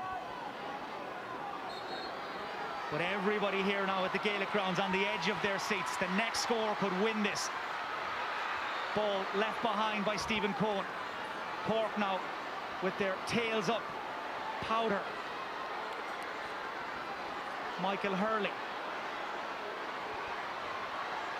This is nervous times for Cork, Mike. They didn't expect to find themselves in this position as this second half went in. Again, 3 minutes to go. They have to be careful. Rory Deane goes by David Drake. Cadigan's gone through. Across to win that ball comes Cafferty, who looks to have injured himself in the process. Higgins gets it clear. Again, though, there were hearts and mouths there in front of that Mayo defence. They've lost the ball on the way out. It's Kerrigan. Takes on the shot, looking for the spectacular score, but the Cork captain has pushed it wide. Mayo are very fortunate. I felt Diarmuid O'Connor pulled Owen Cadigan back there. You could see the frustration in Owen's face coming out. The referee didn't give it to him. Again, Paul Kerrigan should have used his experience better, not taking that shot. Used the ball. All they needed was to get one shot off, and it could have been a decisive. Now they're on the back foot again. This game ending in a welter of excitement. O'Connor to Harrison. Here's Conor Loftus. Paddy Durkin, he's going to take it on. Durkin might just have won it for Mayo. Paddy Durkin showing nerves of steel to knock over his 2nd point of the qualifier. Somebody needed to take the responsibility, and it was the man from Castlebar Mitchells, Paddy Durkin, who breaks the deadlock. Less than 2 minutes to play. Mike, I took the headphones off just to hear the roar of that probably 12,000 Mayo supporters. No one wanted to be like after that score. What a score from Paddy Durkin. Well, they really do make life hard for themselves, Mayo. so dominant for so long in this game. And they might just have to rely on that last gas point from Paddy Durcan to get out of here in one piece. Crucial possession won there by Aidan O'Shea. Here's Kevin McLaughlin, still full of running. Still at least 1 minute to play. Conor Loftus backs himself, kicks it dead. Mayo's fourth wide comes in the 75th minute. Sometimes they say at this stage of the game a wide is as good as a score. I'm never a big believer in that, but possibly again they just had to make sure that they didn't give a cheap turnover. Again, the seconds are counting down. You'll find Mayo will do what they have to do to make sure that Cork don't get a scoring option off here. Well, just down in front of us, Peadar Healy, the Cork manager, and Stephen Rochford, they're kicking every ball. This couldn't be good for the Heart. Donny Vaughan back to win a crucial interception. Found himself in the right place at the right time, and now Mayo will try and make all that experience count. Stretching back to 2011, they've reached at least an All-Ireland semi-final every summer. That's a cheap giveaway by Cohen, though. Won by Powder, and Cork have won themselves a free. They'll have a chance to level this game, but before they do, Dick Clerkin, tell us, who's your selection for your AIB man of the match? Yeah, there's a lot of contenders from a Cork's point of view. In the early part of the game, Donegal Conor really led the line, but really for their point of view, Sean Powder was their standout player. But Mayo had a lot of players. Aidan O'Shea just pipped tonight by Cillian O'Connor, who was, in fairness to him, flawless right throughout. 9 points in total, 6 points from play. He gave an exhibition, deserved man of the match this evening. So it's Cillian O'Connor, the man from the Golden Mile in Ballintubber, who is Dick Clerkin's selection for man of the match. 9 points, 6 from play, but will it be enough to get Mayo out of here with the win? It's Luke Connolly to level the match and surely send it to extra time. He's just outside the 45. Has it got the legs? It looks to be good. It's over. It's over. Luke Connolly from Nemo Rangers surely sends this game to extra time. Well, remember, back in 2014, in that All-Ireland semi-final replay, Mayo and Kerry had to go the distance too, and it has finished in a draw. As dramatic and as exciting and as pulsating as we could have wished for. There's just no separating Mayo and Cork after more than 70 minutes in this round 4A qualifier. We're going to have extra time in the evening sunshine here in Limerick. Luke Connolly means his late free means we'll have to do another 20 minutes. It's finished here. Cork 2-15, Mayo 21 points. Thanks, Rachel. Welcome back, everybody, just trying to catch their breath after those dramatic closing minutes here. No doubt who the hero of the hour was for Cork, the super sub, Luke Connolly, with that late goal and a point. The point coming, in case you've just joined us, from a free from over 45 metres that he nailed to send this game to extra time. And as the guys in studio have already mentioned, Mayo have been here already this season, had to go to extra time to beat Derry in a qualifier a few weeks ago. But it really is, Dick Clerkin, in every sense, a brand new game now. It is, and you know, we're here part to the passion and hunger that Cork have shown for the game today. You know, really in truth, they were beaten 3 times in that second half. They came back from a 7-point, a 6-point and a 3-point deficit at different times and just didn't say no. They kept coming back, kept them in the game, and Luke Connolly stood up and showed great leadership to bring us to extra time. You know, Alan O'Connor is now in to bring even more experience and leadership around the middle. It's anybody's game. Really looking forward to this extra time. Just looking around the field, as Dick said, Alan O'Connor is in. Peadar Healy has also brought on Kevin O'Driscoll, who's gone to centre forward. Mayo have won the toss. They're going to play from right to left in this first period of extra time. And Dick, is there a case to be made that psychologically now Cork have an advantage to finish with the 1-1, to go in to the dressing rooms there with a pep in their step? Is the ball in their court? Well, I think coming into this game that they've taken your hand off to be in this position. You know, they've, in terms of all the questions about pride and guts, they've answered that. Now they have an opportunity to get to a quarter-final, and I think showing the endeavour they showed in the second half, they will go for that with gusto. So here we go again. first period of extra time about to start. Stephen Rochford doesn't look to have made any changes to his team. Remember, Lee Keegan black carded in the second half of normal time, and Cork's Jamie O'Sullivan, who was black carded in the first half, they're not eligible to come back in. But the bookings that were picked up in normal time, they will carry over as the referee Kieran Brannigan gets this extra time started.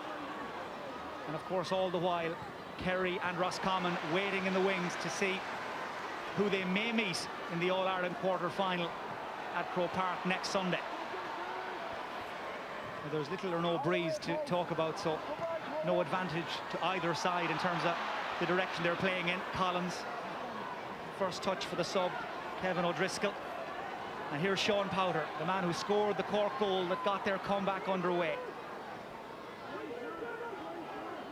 Mark Collins. Luke Connolly. His adrenaline will be flowing after that equaliser. As Cork take the game to Mayo. Clancy. Kerrigan times his run. Paul Kerrigan shoots, and he's measured that to absolute perfection. First blood to Cork. Yeah, he came off the shoulder very well. Had been a bit erratic with a few options in this game, but again, just set himself up nicely off the edge of the D, struck it over well. That ball carried out over the line by Stephen Cohen, unable to keep it in. Remember, we'll have 10 minutes per half in this extra time period. Sean White, another new face in the Cork team, takes the line ball and takes the return pass from Kerrigan. White clips it gently towards the bar. Clark takes it in and gets it away.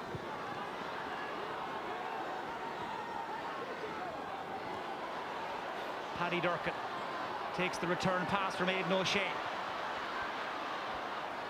Loves to sally forward every chance he gets. Here's David Drake to Loftus. 3 Mayo subs combined, and now Parsons. Again, his first instinct is to try and break the tackle. Scoops it back as far as Loftus. Man outside roaring for it is Barrett. Loftus cuts through. Well, he's a wonderful talent, Conor Loftus. Announced his arrival with that goal against Derry. That's his second point here against Cork. Yeah, really confident strike. You know, there was an option on his inside. I think Chris Barrett had made a run, but again, he had no intentions but to strike that ball, split the posts. So level again. That's now 5 times these teams have been deadlocked as Tomas Clancy cuts through, spots the run inside. Good ball to pick out O'Driscoll, back to Kerrigan, and he was never going to miss from there. Well, it was the substitute Kevin O'Driscoll who ghosted in around the back, and Kerrigan had the simplest of tasks to kick Cork back in front. Yeah, great start from Paul Kerrigan, great start for Cork to extra time. Again, remember, Paul Kerrigan was the man that really drove Cork when they needed leaders against Tipperary. Again, he's stepping up to the plate again here in extra time.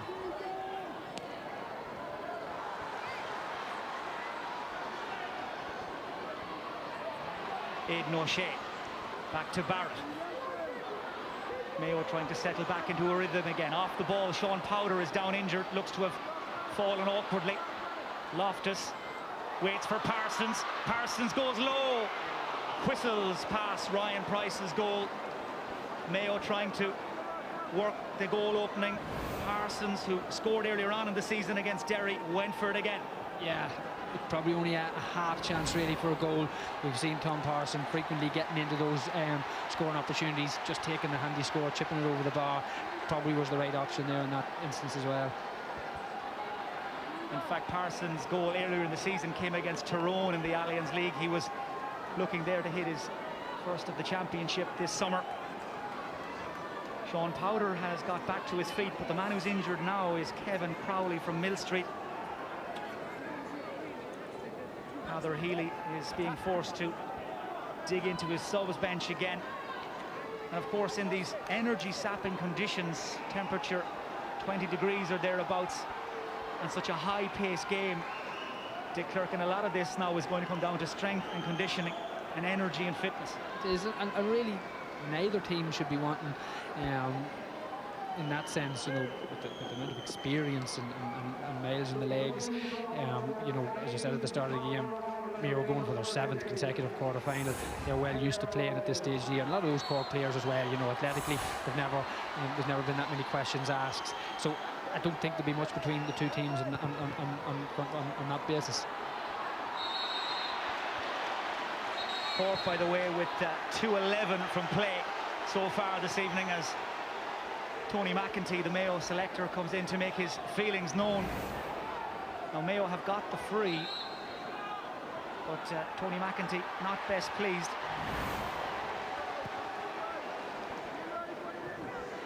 I don't want to put the commentator's curse on him, but in fairness, we have to give a lot of credit to the referee, Kieran Brannigan, for adding to this occasion. You know, we haven't spoken much about him. He's done a very good game so far.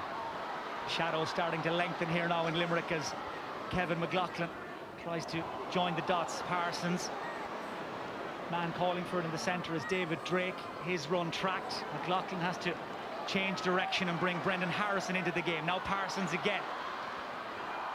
Conor Loftus just left that ball behind, tries to squeeze the shot in, but that was really good pressure from Kevin O'Driscoll, and that's faded away to the right and wide for a missed chance for Mayo.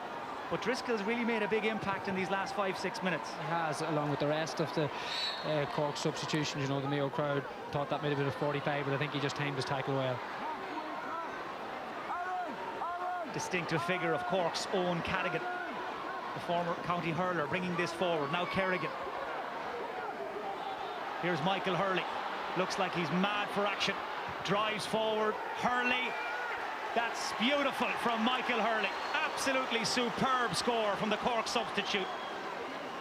And it's enough to push them 2 in front.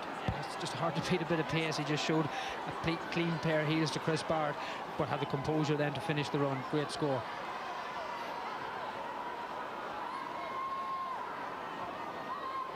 Well, coming into this game, Cork's character questioned. Took so much criticism from inside the county and all around the country as well.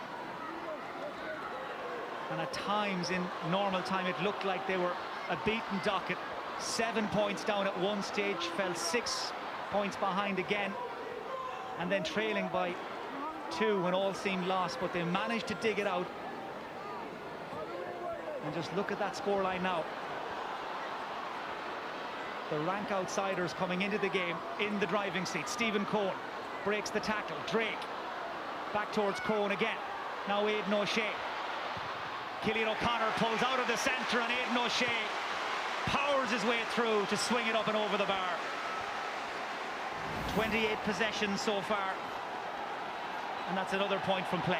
He just really knew what he wanted to do. He took that ball, just wanted to get a wee bit of space to get the shot off, and was comfortable left. Really good score from Aidan O'Shea. About 2 minutes of normal time left in this first period of extra time. And this All-Ireland round 4A qualifier going to the wire.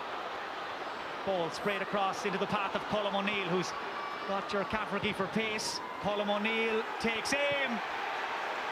Fantastic finish from Colm O'Neill. The man who's come back from 3 serious knee injuries shows us what he's capable of again, and Cork restore the 2-point cushion. That's his 3rd point, and really it's great to see. Like, Colm O'Neill is one of the outstanding talents, but he's, as you said, he's just been blighted with injuries. He'd struggled for form and fitness this year, so it's great to see him back on the stage this evening. And no doubt Jercafferty really has got his hands full with O'Neill. Aidan O'Shea. Mayo now try to muster a response heading towards half-time, as off the ball Donal Vaughan has been fouled. Meanwhile, back in the other half of the field, Sean Powder, I think it is, who's gone down with cramp. And if it is Powder, little wonder. He has ran himself into the ground all evening. But that was a needless free to give away from a Cork perspective. It was, after doing such good work to build up a lead. Again, tricky free is probably the toughest free that Cillian has had all evening. But again, Cork don't want to be giving those opportunities away too cheaply. Sean Powder still being worked on down at the other end. He's the player you saw a glimpse of there a moment ago as the cramp starts to take hold.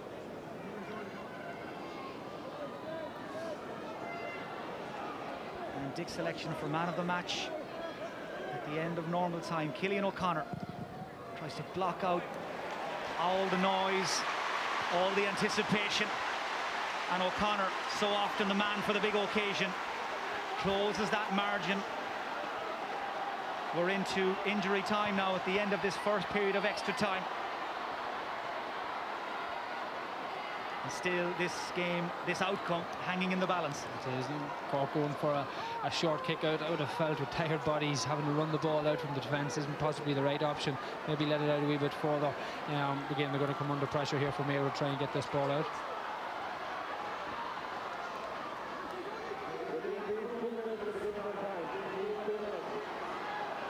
Sean White injects some pace and fires it across to Cadigan, takes the return. White only came in off the bench at the start of extra time. Cadigan and now Kerrigan.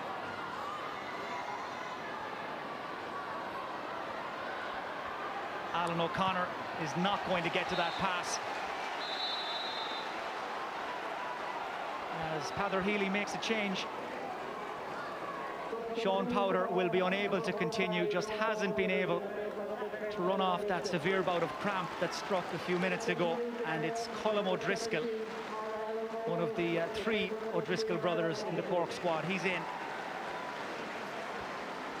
But little wonder that Sean Powder has finally had to succumb to cramp. He has led the charge, led the revival, and he's had a great game. He's been superb, and only Cillian O'Connor's been so good. He's been probably next in line for man of the match, you know, and he's getting a deserved round of applause from not just his own Cork following, from a lot of the Mayo people here this evening.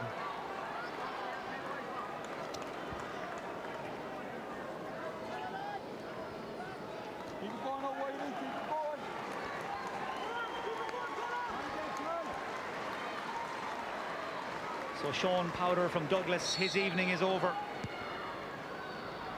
He won't be 20 until the end of this month. He's an outstanding prospect. As we play away at the end of this first period of extra time, Barrett to Brendan Harrison. Diarmuid O'Connor. And Barrett again as Mayo work their way into the Cork half of the field.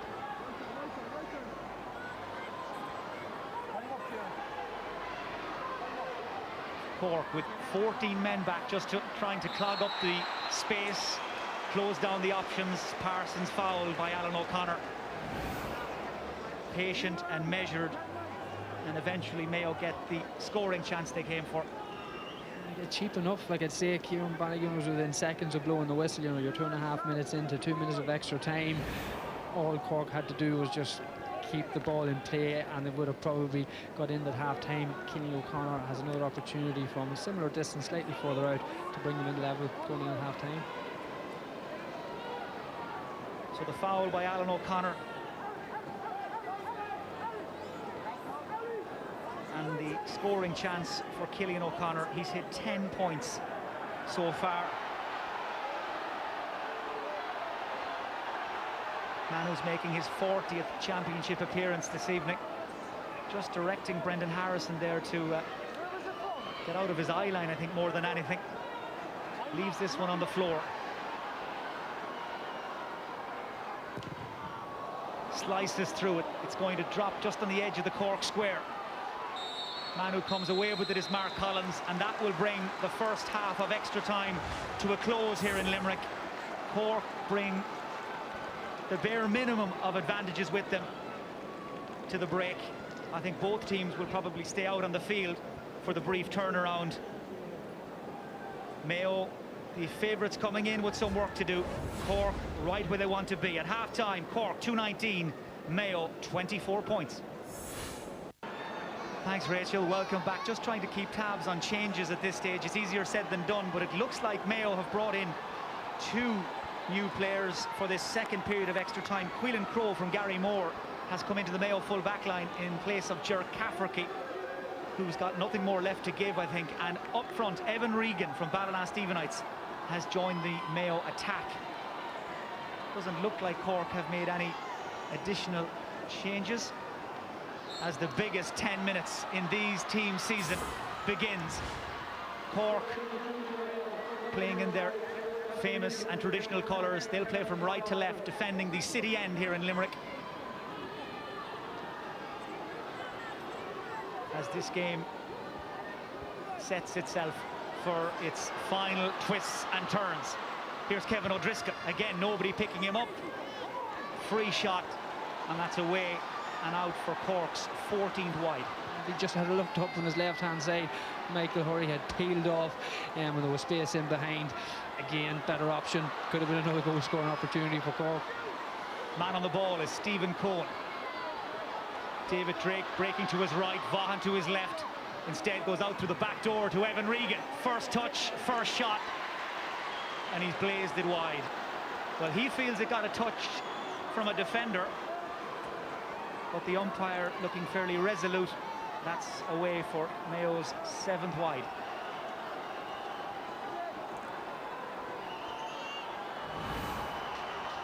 Again, Cork looking to go long here, trying to maybe target Big Alan O'Connor with a few kickouts. Knocked down by Rory Dean, picked up by David Drake. Now Diarmuid O'Connor. Coming on the burst is Keith Higgins. Still full of running. Look at him go. Higgins bearing down on goal. And Higgins takes the point. Well, he had options left and right. He felt the sensible option was to level this game again. In fairness, by Keith Higgins' standard, he's been quiet for most of the game. You know, we've been so used to him busting forward, making those opportunities. So for him to present himself at extra time, you know, Mayo fans would be delighted. Well, mention of the Mayo fans, they broke into a spontaneous roar for their team during the break there in extra time. They're outnumbering their Cork counterparts some 10-1. They might have reason to cheer here. It's O'Connor! He really is a class act. Young Footballer of the Year 2016. Kicks Mayo in front 2 minutes into the second period of extra time.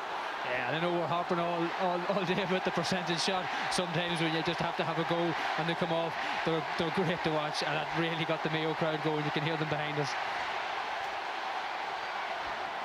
Just to let you know, the other qualifier will be starting shortly up at Markovich Park in Sligo. That's Donegal against Galway. Right now, though, all eyes on the action here at the Gaelic grounds in Limerick. Mayo and Cork giving as good as they're getting, deep in extra time. Stephen Cronin looking for the run of Colm O'Neill. It might run through to Conor Dorman. Dorman waits patiently for the run of O'Neill. Went down, no free, ball breaks, grabbed by Harrison, and here's Diarmuid O'Connor. Covered something like 16 kilometres in a qualifier last summer for Mayo, did Diarmuid O'Connor. I'd imagine he smashed that record this evening. Here's Parsons.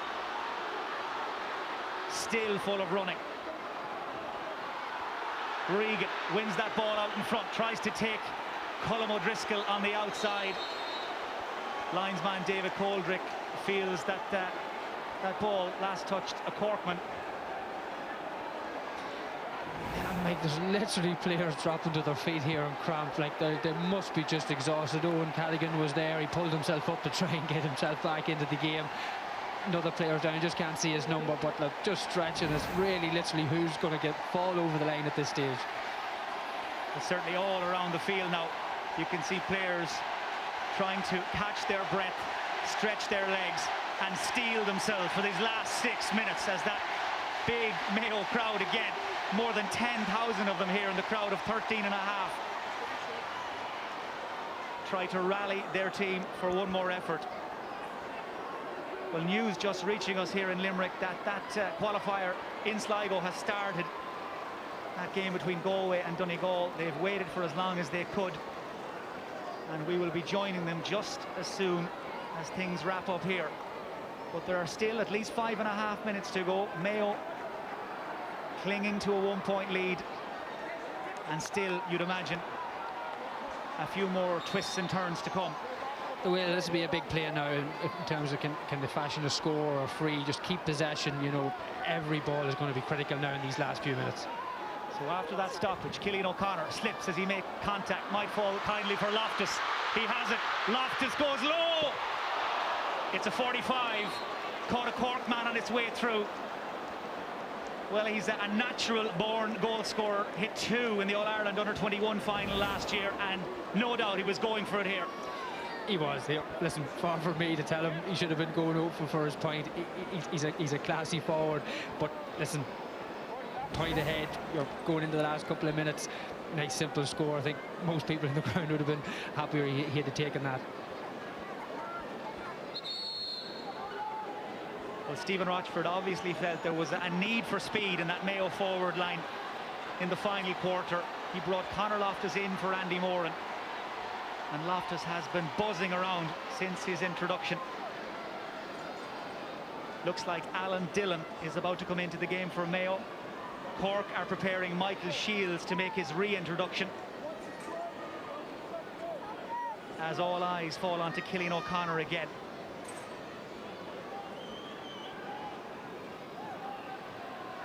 This to push Mayo 2 points up.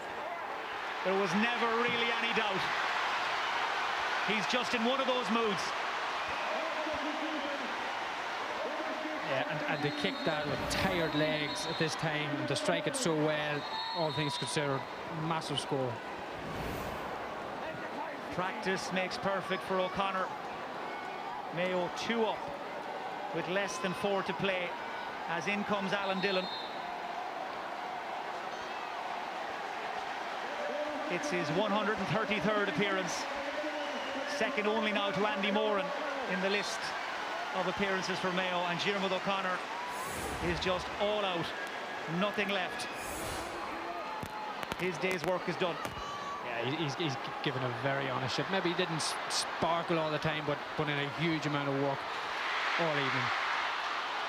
Well, no doubt whoever comes out of here will be battle-hardened, road-tested, and ready for that All-Ireland quarter-final. Barrett to Vaughan. Cork scrambling men back into position. Tired legs though now to contend with. Regan, shot half blocked, spins inside and across in pretty spectacular fashion to win it comes Michael Shields.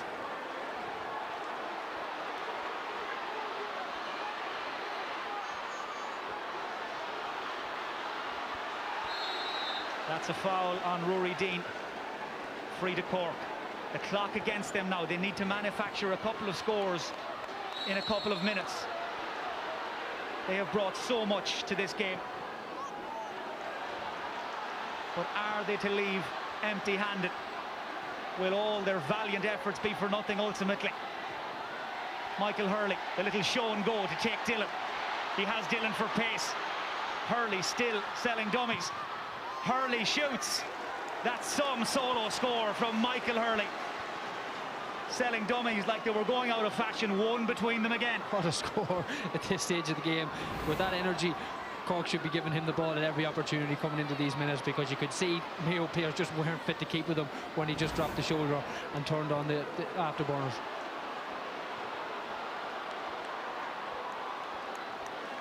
That's Cork's first score in this second period of extra time, and it gives them a real chance. If this game finishes level, by the way, at the end of extra time, they'll have to do it all over again. Keith Higgins in no mood to give this ball away.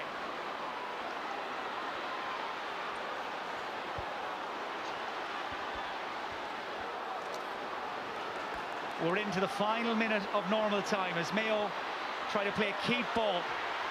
A dangerous game with a 1-point lead. Yeah, and I can just see Alan Dillon hovering behind me. He'd have been brought on to try and get on the ball, use it well. He's just following the ball, trying to get on possession. Great work by Rory Dean there, who did the unglamorous work, the hard work to track the run, but a free against Cork. Dean cannot believe it. He's arguing his case with David Coldrick. There'll be a stoppage here. Alan Dillon in no rush to get back to his feet. This will eat up some time. It'll run down the clock. Cork management absolutely furious with that decision. Yeah, I think he was fortunate to get the free there. And again, as I was saying, he was just hovering around trying to get on the ball. That broke and he just dived on it. Won the benefit of the doubt from the referee. Billy Sheehan there showing his displeasure. One of the Cork backroom team, Dylan. He's miscued the pass. Conor Loftus went one way, the ball the other, and Shields has it. This could be Cork's last chance. We're into injury time. They've come back from the brink once already. Can they do it again? They'll try to work it to the sharpshooters like this man Kerrigan, trying to work an angle. Mayo have pulled 13 men back. Sean White will have at least 3 minutes of additional time. Michael Hurley sets himself, but he shanks it away to the right and wide. Has Cork's last chance come and gone? Still a few minutes to go. Nearly too much time, Mike. Sometimes you just have to go on instinct. The ball travels that bit better. Just had too much time to think about it. Just didn't catch it right. He'd be really, really annoyed with himself. That will go down as Cork's 15th wide, as Mayo live very dangerously with the short kick out. Tidied up by Harrison. Loose solo, he's given it to Alan O'Connor. Just seemed to cramp up there as he tried to solo the ball and gives it away, and now Cork have got another chance to work an equaliser. Dean back to Cadigan, just shuffling forward now, trying to keep moving. Clancy. Luke Connolly, the man who kicked the equaliser at the end of normal time, gives it to White. Hurley moves into position. Sean White goes for it. Diving out there went Chris Barrett to put the pressure on. And that's another wide from Cork, who looked like they might be kicking this away. Yeah, and in fairness to them, they were trying to work it wide, try to get it to the right area, maybe just snatching at the shot, but just Mayo just throwing bodies at it to try and put them off, do whatever that they can to get over the line here.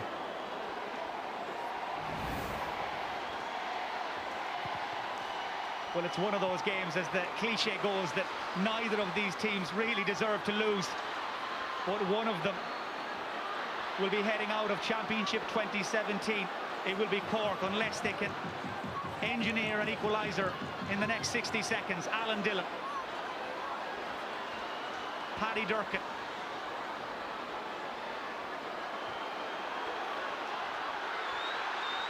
now again Mayo will try and use that experience to try and close the game out on this occasion. Put themselves in a match-winning position 3 times in normal time. Cork, on each occasion, recovered and rallied. Can they do it again? It's all over. Mayo have answered the toughest qualifier question they've had in a long, long time, and they're going back to Croke Park for their 7th successive All-Ireland quarter-final. But credit to Cork, credit to Peadar Healy. They pushed Mayo every step of the way. Heartbreak for Cork. Their summer's over. Mayo march on. It's finished after extra time in Limerick. Mayo 27 points. Cork 2 goals and 20. Come on holiday, Bishop. It'll be relaxing, you said. I was gonna get a treatment. Treatment? You need counselling, bro.